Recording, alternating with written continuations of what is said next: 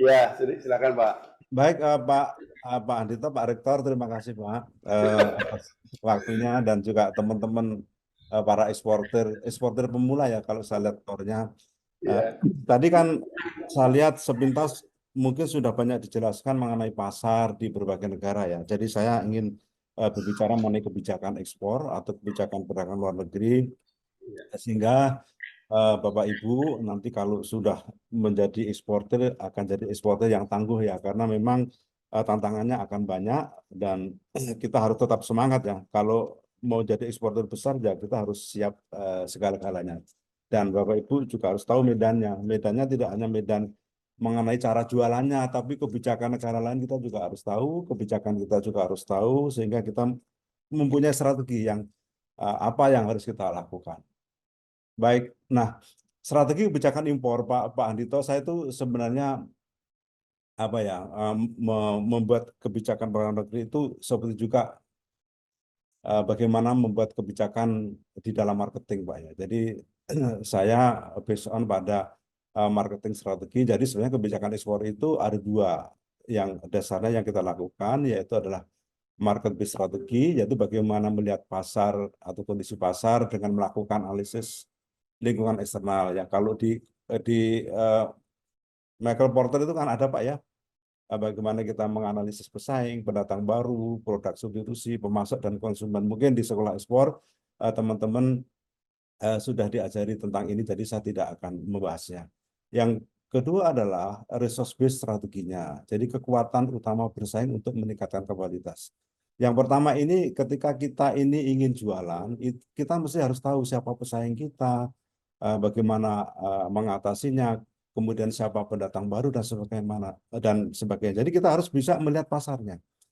Tetapi kita juga harus melihat kemampuan kita. Kita harus meningkatkan apa namanya kapabilitas kita. Kita harus mempunyai kompetensi untuk ekspor, ya dari sisi produknya, kualitas produknya, manajemen ekspornya, kemudian kemampuan kita berjualan dan sebagainya. Itu harus kita miliki. Jadi kita tidak hanya sekedar jualan produk, kemudian ini laku enggak ya. Tapi kita harus punya strategi seperti itu. Saya kasih contoh ilustrasi saya ya. Jadi ketika saya misalnya jalan-jalan ke mall, ya, saya itu tidak ada rencana ingin membeli sesuatu ya. Saya ke mall mungkin mau jalan-jalan atau mau makan. Tiba-tiba eh, saya kok tertarik melihat sebuah produk dan saya beli. Padahal saya tuh nggak ada rencana untuk membeli. Tapi begitu saya lihat di situ ada produk A, saya tertarik. Nah, itu adalah bagian dari resource based strategi bahwa ternyata produk tertentu itu membuat kita tanpa tanpa Bapak Ibu memasarkan pun kalau misalnya dia produknya bagus dan apa namanya mempunyai kualitas yang bagus, kita juga tertarik untuk membeli. Lah itu yang orang marketing bilang, ya disitulah kalau yang terjadi transaksi itu adalah ketika kita ada konsumen datang tetapi tidak niat membeli tapi akhirnya membeli ya itulah yang disebut eh, sudah terjual barang. Tapi kalau misalnya saya datang ke mall, niat saya mau membeli, nah itu biasa itu transaksinya ada transaksi biasa. Ya wajar saja memang saya mau niat membeli. Tetapi bagaimana membuat orang yang tidak ada keinginan untuk membeli itu kemudian dia membeli. Ini juga seperti ini juga ya. Ketika misalnya sama saya jalan di mall kemudian tapi saya ada niat membeli sepatu misalnya ada counter A, counter B sampai counter E. Di counter A orang menawarin produknya ini bagus dan sebagainya. Produk B bagus dan sebagainya. Yang artinya yang marketingnya bagus cara bicaranya, cara menawarkannya bagus. Tapi tiba-tiba di counter E tanpa dia menawarkan itu ke saya, tanpa merayu ke saya pun tetap beli.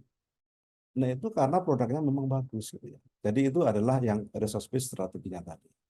Jadi ada dua hal yang Bapak Ibu harus tahu ketika kita jualan. Nah, ini kami pakai sebagai dasar kebijakan eh, ekspor atau kebijakan teknologi. Jadi ini sebenarnya tidak mesti kayak gini ini untuk swasta ya, tetapi sebagai organisasi pemerintah kita sebenarnya juga bisa melakukan apa namanya dasar kebijakan marketing ini untuk membuat kebijakan ekspor. Nah, misalnya begini, market based strategi. Apa sih yang dilakukan oleh Kemendak? Tadi analisis pasar lingkungan sudah. Jadi ada diplomasi perdagangan. Ya, kita punya perwakilan di luar negeri. Ya, sebelum masuk ke pasar luar negeri, kita juga membuat perjanjian perdagangan dengan negara lain. Kemudian ada promosi. Ya, promosi kita pameran di luar negeri atau pameran di dalam negeri seperti Trade Expo dan sebagainya. Kemudian juga kita tadi saya sampaikan kita punya perwakilan perdagangan luar negeri dan kita ada kebijakan neraca komoditas nanti kami jelaskan dan juga kegiatan ekspor impor. Kemudian resource based strateginya adalah kita mempunyai kebijakannya tadi sumber daya UMKM dan juga perpadat. Nah ini adalah kalau kita pilah-pilah sebenarnya kebijakan-kebijakan yang dibuat pemerintah ini adalah based on pada market based dan resource based strategi. Next, nah ini saya ingin ngasih gambaran dulu kepada teman-teman sebenarnya ekspor kita itu seperti apa. Ya. Jadi dalam 5 tahun terakhir, ya tren ekspor kita ini positif ya 10%. Jadi sebenarnya meningkat terus walaupun pada tahun 2018 19 itu kita turun ya karena memang waktu itu kondisinya lagi COVID. Kemudian juga dalam 5 tahun terakhir tahun 2018-2019 kita sempat defisit ya, defisit 8,7 pada tahun 2018, kemudian defisit 3,6 pada tahun 2019. Tetapi ekonomi kita itu sangat bagus ya. Begitu COVID sudah selesai, tahun 2020 kita langsung surplus. Ya, langsung surplus terus dan puncaknya adalah pada tahun 2022 kita surplus ini dalam sejarah ekspor impor Indonesia ini adalah yang terbesar ya. 54,46 miliar US dollar. Ya, jadi sekitar 780 triliun ya rupiah ya kita surplus. Nah, sekarang memang turun ya. Sekarang menjadi 33. Jadi untuk Januari November. Kenapa? Karena memang kondisi perekonomian dunia juga lagi memburuk sehingga permintaan pasar pun sekarang mulai berkurang, harga juga mulai turun. Nah, kita lihat sekarang perbandingannya dengan tahun lalu. Ya, ekspor kita tahun lalu pada Januari November itu sudah mencapai 268 ya miliar US dollar dan angka sementara sekarang adalah 236. Jadi ada penurunan 11%. Ya.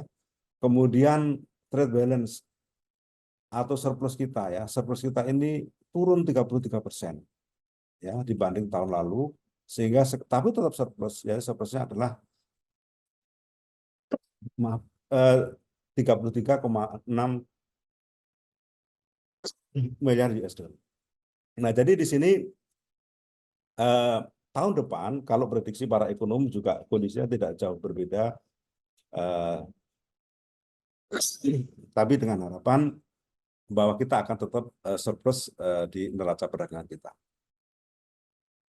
Nah, kemudian ini gambarannya. 15 tahun yang lalu, ekspor kita itu masih didominasi raw material. 15 tahun yang lalu. Nah, sekarang, maaf.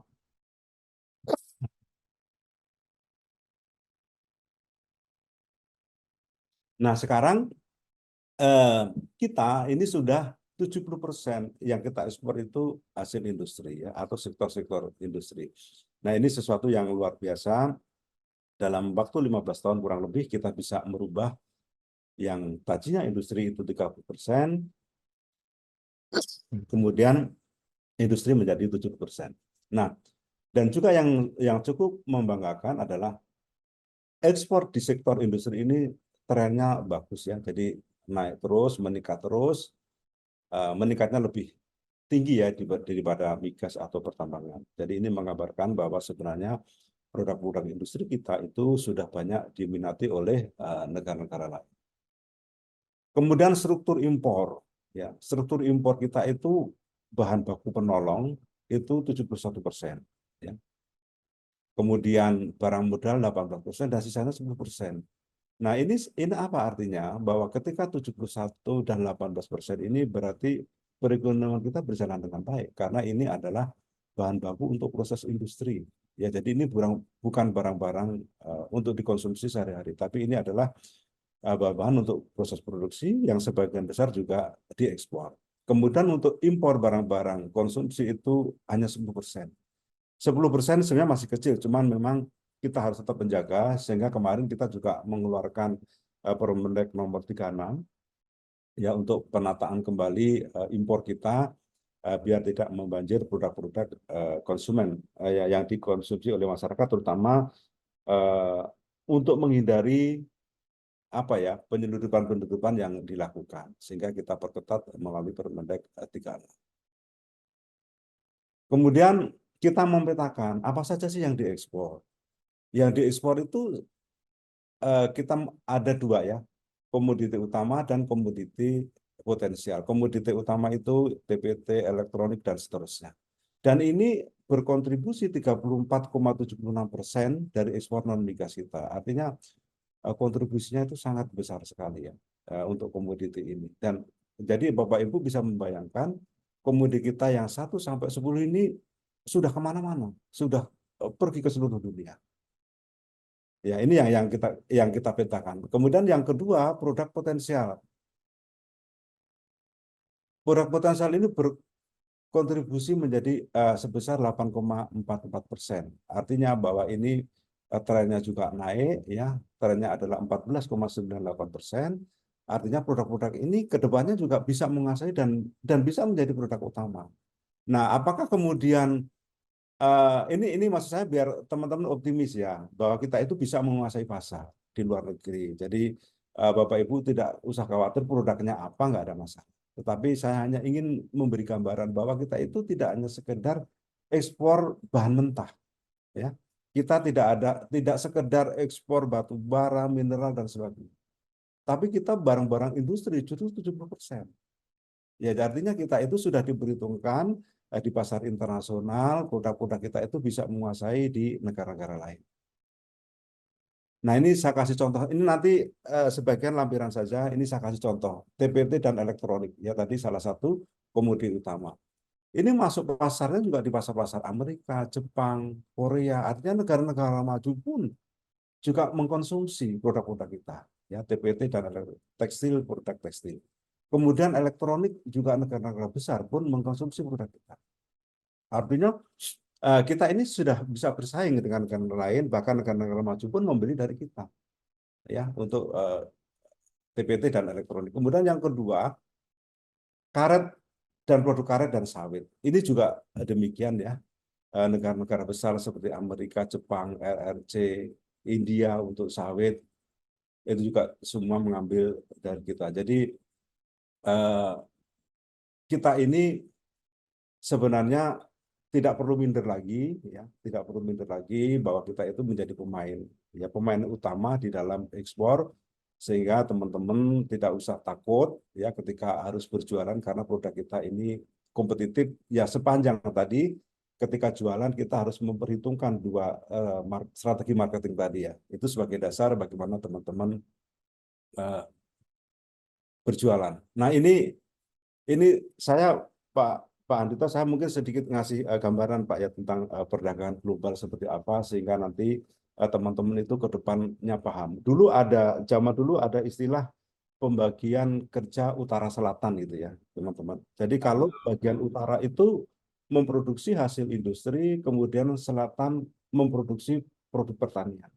Nah, harapannya apa? Harapannya adalah akan terjadi trade balance antara kedua belah. Yang negara-negara bagian utara industri itu akan mengimpor produk pertanian, kemudian negara-negara selatan akan mengimpor produk industri. Tapi apa yang terjadi? Ternyata peningkatan pendapatan seseorang itu tidak meningkatkan konsumsi produk pertanian. Benar nggak? Misalnya Bapak Ibu gajinya naik atau dapat duit. Nggak mungkin Bapak Ibu itu beli beras, beli jagung, beli bawang ditumbuk di rumah. Jadi tidak belanja produk pertanian, tapi belanjanya adalah produk industri. Ya, belanja, beli handphone, ya, beli motor, dan sebagainya. Nah, sehingga terjadi nilai tukar kita menjadi rendah. Nilai tukar komoditi pertanian itu menjadi rendah dibanding nilai tukar industri. Nah, makanya kemudian saat itu dikenal apa yang disebut dengan teori ketergantungan. Gitu. Ini hanya kita biar tahu gambarannya seperti apa. Jadi teori ketergantungan adalah kehidupan ekonomi negara yang dipengaruhi oleh perkembangan dan ekspansi kehidupan negara lain. Ciri-cirinya adalah sumber keterbelakangan adalah faktor eksternal. Ini sebenarnya kita sudah mulai dari zaman penjajahan Belanda VOC dulu ya. Jadi keterbelakangan itu karena memang faktor ketergantungan itu. Ini teori ketergantungan ya. Artinya karena faktor eksternal. Karena memang kita memang dipaksa miskin ya. Kita untuk berkembang pun susah. Terjadi pengalihan surplus. Jadi tadi yang saya sampaikan seharusnya kan terjadi trade balance, tapi ternyata surplusnya itu ke negara industri. Yang kedua, pembangunan dan keterbelakangan adalah dua aspek dalam proses global sebagai proses kapitalisasi dunia. Negara maju menjadi maju, negara miskin menjadi miskin. Nah, caranya gimana solusinya? Solusinya adalah memutuskan rantai kapitalisme global. Di Indonesia sudah berani melakukan apa?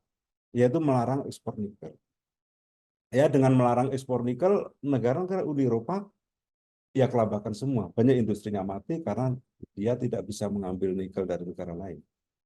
Ya, dan mereka akhirnya membalas kita. Nanti saya jelaskan di bawah kan, misalnya banyak sekali hambatan-hambatan perdagangan kita ke Uni Eropa yang sebenarnya salah satunya adalah karena kebijakan nikel. Tetapi apakah kita akan mundur? Tidak ya. Jadi kita tetap berjalan karena itu adalah salah satu cara bahwa kita itu harus sama dengan negara lain, kita harus mempunyai kemampuan yang sama dengan negara lain di dalam proses pembangunan itu. Nah, tiga teori ketergantungan tadi, pertama adalah ketergantungan kolonial. Jadi Bapak Ibu mungkin tahu cerita ya sejarah Indonesia bagaimana dijajah oleh asing ya, oleh Belanda dan sebagainya. Itulah yang dimaksud dengan ketergantungan kolonial. Kita tidak maju, tapi kenapa? Ya karena faktor eksternal tadi, ada penjajahan. Yang kedua adalah ketergantungan finansial industrial. Jadi hegemoni kapitalis oleh negara maju, kemudian investasi diarahkan pada raw material dan pertanian untuk konsumsi negara maju. Ini juga sudah terjadi sebenarnya. Kemudian yang ketiga adalah ketergantungan teknologi industri. Jadi kehadiran multinasional corporation, investasi diarahkan untuk pemenuhan kebutuhan dalam negeri negara tersebut. Ya, jadi kita itu akan dipenuhi kebutuhan kita itu oleh negara lain dengan mereka investasi di sini. Nah, ini hanya gambaran aja biar Bapak Ibu tahu gimana sih peta apa ya perdagangan global itu terjadi sehingga Bapak Ibu tahu gambarannya. Oh, kalau berbisnis ternyata banyak sekali ya secara politis itu ada kebijakan-kebijakan perdagangan luar negeri yang harus kita ketahui. Nah, kemudian ini secara umum kebijakan ekspor impor kita bahwa kita impor ya ataupun ekspor itu memang ada aturannya. Jadi ekspor itu ada yang dilarang ya, ada yang bebas dan ada yang diatur. Ya, jadi yang dilarang itu memang ada komoditi kita yang tidak boleh ekspor. Ya, misalnya binatang-binatang yang dilindungi itu tidak boleh diekspor. Ada yang diatur, ya diatur tata niaganya. Misalnya seperti batu bara, kemudian produk mineral lainnya, itu kan ada hilirisasi. Artinya boleh diekspor sepanjang kandungan materialnya sudah sekian persen, artinya sudah melalui proses hilirisasi. Itu namanya diatur. Diatur. Ada yang bebas. Yang bebas ya Bapak Ibu, banyak komoditi kita yang bebas ekspor. Artinya tidak perlu ada kebijakan tertentu dari pemerintah. Misalnya Bapak Ibu mau ekspor sepatu, baju, dan sebagainya, ya bebas saja. Kemudian kita membuat perubahan-perubahan besar di dalam pengaturan bidang perdagangan luar negeri. Jadi semua sekarang diregulasi, digitalisasi, integrasi. Jadi Bapak Ibu kalau ngurus izin ekspor impor nggak perlu ya tidak perlu ketemu dengan kita dan Bapak Ibu juga kalau mau menanya kalau ngurus izin nggak usah nanya saya juga ya. Karena saya juga nggak ada pengaruhnya, karena semua by sistem, semua berjalan. Yang penting persyaratan dan dokumen sudah lengkap, nanti by sistem semua akan berjalan. Jadi kita memang menghindari supaya tidak ada kontak person dengan para pelaku usaha. Ya, harapannya adalah agar tidak terjadi hal-hal yang tidak kita inginkan. Jadi kita prosesnya semua menjadi transparan. Nah, kemudian tadi di atas ada neraca komoditas. Neraca komoditas ini sebenarnya untuk mengendalikan ekspor kita ya, ekspor impor kita ya. Jadi terutama impor misalnya. Misalnya ada beberapa komoditi yang masuk dalam neraca komoditas, terutama komoditi pangan seperti jagung, beras, ikan, daging, gula, garam. Nah, itu diatur dalam neraca neraca komoditas. Artinya apa? Bahwa kita ekspor atau kita impor itu sesuai kebutuhan nasional. Kita hitung dulu, misalnya garam, produksi nasional garam misalnya 10 ton misalnya. Kemudian kebutuhan kita adalah 15 ton. Sehingga 5 ton inilah yang harus impor. Nah, ini masalah-masalah seperti ini juga kita diusut oleh negara lain. Karena ini dianggap sebagai hambatan perdagangan. Ya. Artinya apa? Artinya bahwa negara lain ketika akan ekspor garam ke Indonesia kan terbatas. Hanya boleh impor 5 juta. Dia mau impor 6 juta, 7 juta nggak bisa. Nah, ini juga dianggap sebagai hambatan teknis perdagangan. Nah, yang kayak gini ini memang harus kita lakukan. Ya, walaupun kita dianggap salah, ya karena negara lain pun juga melakukan yang sama. Nah, kalau kita tidak melakukan seperti itu, maka ya kita hanya akan menjadi pasar. Ya, akan menjadi pasar. Nah, untuk itu Bapak Ibu juga harus tahu nanti mungkin di negara lain juga ada hambatan-hambatan perdagangan yang Bapak Ibu hadapi. Ini salah satu contoh misalnya di Taiwan dan India. Ya. Jadi itu kalau makanan di Taiwan itu ya apa namanya packingnya harus harus ada tulisan Mandarinnya gitu ya. Salah satunya misalnya ya. Ini Bapak Ibu juga harus tahu, harus berlatih bahasa Mandarin. Tapi Bapak Ibu tidak usah khawatir. Kenapa? Kalau kalau Bapak Ibu sudah ketemu buyer atau importirnya, ini nanti dia yang akan nulis, Pak. Dia yang akan nulis ya. Terus yang kedua juga Bapak Ibu juga nggak usah khawatir dengan bahasa apakah kemudian seharus kursus Mandarin dulu, tidak usah. Jadi kita ada perwakilan di luar negeri, salah satunya kalau di Taiwan itu ada KDII, jadi nanti Bapak Ibu tinggal business matching, kalau secara online Zoom meeting seperti ini, kemudian juga ada penerjemahnya. Ya, di KDI sudah disiapkan. Jadi Bapak Ibu sebenarnya sudah banyak difasilitasi oleh pemerintah karena memang tujuan kita adalah bagaimana kita bisa masuk ke pasar-pasar di luar negeri. Demikian juga India. India ini juga lebih ribet ya. Jadi banyak memang apa namanya hambatan-hambatan teknis perdagangan yang mereka lakukan karena mereka juga ingin melindungi industrinya. Nah, ini yang teman-teman semua harus tahu, tapi jangan pesimis ya karena mereka pun juga kita hambat. Jadi produk-produk asing pun juga cenderung kita hambat biar kita juga aman. Nah, hal seperti ini yang bisa bisa membuat kita tetap bisa masuk adalah kompetensi. Ya, jadi resource based strategi tadi Bapak Ibu harus tahu bagaimana produk kita itu memang bisa bersaing dengan komoditas dari negara lain. Nah, ini contoh saja ya, contoh-contoh hambatan perdagangan yang kita hadapi ini pada Januari Desember 2023. Kemudian ini juga bagaimana potensi ekspor perdagangan Indonesia pada Januari 2023 yang terkena kasus hambatan. Jadi nilainya itu sekitar 6,3 triliun Bu ya, produk-produk kita itu yang kena hambatan dumping, hambatan dari perdagangan, ada yang safeguard ya, ada yang subsidi dan sebagainya. Nah, ini yang kita tangani oleh Kementerian Perdagangan bagaimana kita bisa apa namanya mengatasi hambatan-hambatan itu. Nah, biasanya kalau tidak bisa ya kita bawa kita isut ke dalam WTO. Nah, ini juga hambatan-hambatan tadi perdagangan dari beberapa negara, mungkin tidak perlu saya jelaskan. Kita hanya saya ingin memberi gambaran bahwa eh, memang ketika kita berdagang, kita ekspor atau kita impor itu hambatannya itu tidak hanya hambatan dari sisi teknis komoditi, tetapi dari kebijakan itu juga bisa menghambat. Kebijakan negara lain itu banyak juga yang menghambat produk kita sehingga akan sulit masuk ke negara tersebut. Ini yang terbaru ya, kasus-kasus yang sekarang berjalan dan sekarang sedang proses kita lakukan pembelaan. Dan ini juga kasus-kasus Desember ya, kasus-kasus yang Desember ini muncul. Dan ini tadi yang saya sampaikan ya, misalnya termasuk tadi perdagangan adalah mengenai European Union Deforestation Free Regulation ya.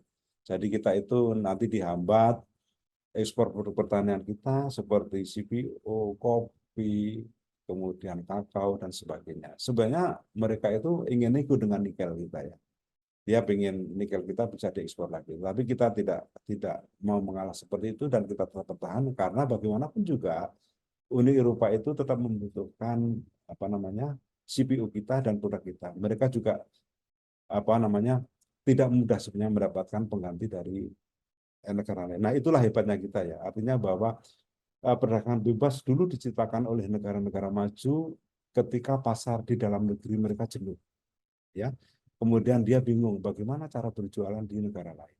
Dulu hambatannya sangat besar. Dulu boleh kita menghambat negara lain masuk ke Indonesia misalnya dengan tarif, ya dengan pajak, biaya masuknya kita tinggikan. Tapi sekarang udah nggak bisa.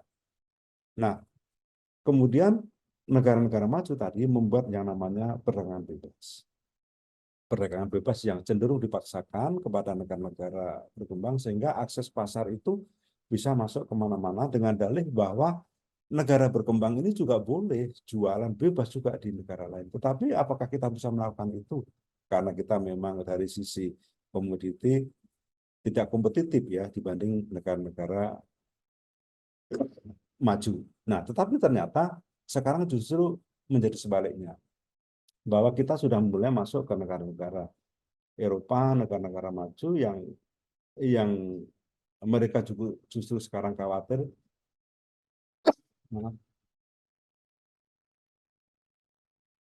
yang sekarang dia justru khawatir negara tersebut menjadi pasar negara-negara berkembang termasuk Indonesia. Nah, ini contoh aja perjanjian dengan negara lain. Jadi ketika kita mau jualan itu kita buka Bapak Ibu, kita buka pasarnya dengan perjanjian ya. Jadi biar tidak ada hambatan-hambatan tadi, biar hambatannya menjadi ringan. Nah, setelah itu Bapak Ibu akan mudah masuk. Nah, itu kenapa kita perlu kebijakan seperti ini? Karena kalau tidak ada kebijakan perjanjian perdagangan dengan negara lain, ya kita nanti akan dihambat terus. Nah, ini target-target mungkin nggak saya jelaskan. Nah, Bapak Ibu, kita itu punya perwakilan di luar negeri ya. Ada 45 perwakilan perdagangan, itu terdiri dari 23 atase dan 19 ITPC, ada 1 konsuldak, 1 KDI, dan 1 dubes BDO. Tadi Pak Budi Hansah itu salah satu atase perdagangan kita di Cina. Nah, tolong dimanfaatkan atase-atase perdagangan itu, Bapak Ibu bisa melihat kontaknya di web Kemendak. Ya, nanti Bapak Ibu sampaikan langsung ya, hubungi langsung. Telepon, WA atau email ya langsung ya. Kalau misalnya dia tidak melayani, sampaikan ke kami. Ya. Karena memang tugas mereka adalah melayani Bapak Ibu di dalam menjual produk-produk Bapak Ibu di luar negeri. Jadi mereka tugasnya adalah memang melayani para eksportir kita untuk masuk ke negara akreditasi atau negara yang mereka. Oke, ini lampiran saya nggak usah bahas. Jadi saya kira ini Pak, nanti kita bisa diskusi. Saya hanya ingin memberi gambaran secara umum seperti ini kebijakan kita mengenai ekspor, mengenai perdagangan luar negeri, sehingga ke depan ketika Bapak Ibu sudah menjadi eksportir yang besar ya, jadi akan semakin besar ya, karena kita harus tahu masalah-masalahnya apa saja yang dihadapi, karena justru ini adalah tantangan buat kita. Biasanya kalau kita punya tantangan itu makin semangat, tapi kalau tidak ada tantangan biasanya malah kita kurang semangat. Saya kira itu Pak Andita, terima kasih Pak. Ya, terima kasih banyak Pak Budi Santoso, Dirjen Perdagangan Luar Negeri. Pak, mungkin kita bikin dialog sedikit ya Pak ya. Meskipun saya tahu Pak Budi lagi kurang sehat, izin ini ada yang mau nanya. Tapi saya tadi ini nih mencatat ada, nah itu hebatnya kita kan gitu. Itu hebatnya kita tuh ketika Pak Budi mengatakan dulu rezim perdagangan bebas dibuat oleh negara-negara maju untuk membuat negara produk yang mereka masuk ke negara-negara berkembang termasuk negara kita kan gitu. Nah sekarang senjata makan Tuhan. Sekarang kita gantian masuk ke negara-negara tadi dan kita kepengen bisa bebas gitu. Tetapi mereka kadang-kadang bikin, ini nggak boleh begini, nggak begini. Nah, yang bikin permintaan sekarang negara maju ya. Tapi ya negara majunya barangkali sudah waktunya gantian lah sama kita gitu ya, kita yang jadi negara maju gitu ya. Oke, itu tadi catatan yang tadi tuh ya memberi semangat buat kita. Tetapi tadi juga Pak Budi juga sampaikan, nah ini kalau mau strateginya masuk pasar itu ada yang resource base, ada yang market base strategi. Nah ini Kak Putri mau yang mana Kak Putri? Nah, Kira-kira baiknya yang mana tuh Pak untuk eksportir pemula tuh Pak Budi? Iya, Di antara dua strategi tadi ya Pak Andita ya? iya, iya, iya. Ya, seharusnya dua-duanya ya. Jadi kalau kita bicara yang marketplace kan kita harus bisa menganalisa pasarnya. Kan kita kalau mau jualan kan harus tahu tadi apa namanya pesaingnya siapa ya, kemudian apa namanya nanti eh, produk penggantinya itu apa. Kalau Bapak Ibu mau bikin A, nanti kira-kira ada nggak yang niru nggak ya. Jadi itu harus juga mulai dipikirkan gitu ya. Terus bagaimana supaya tidak bisa ditiru gitu. Kemudian juga resource based strateginya juga sangat penting. Bapak Ibu kalau mau jualan ya harus tahu cara jualannya gimana. Harus punya kemampuan, ya kemampuan berjualan, ya kemampuan bernegosiasi. Terus produknya juga harus kompetitif.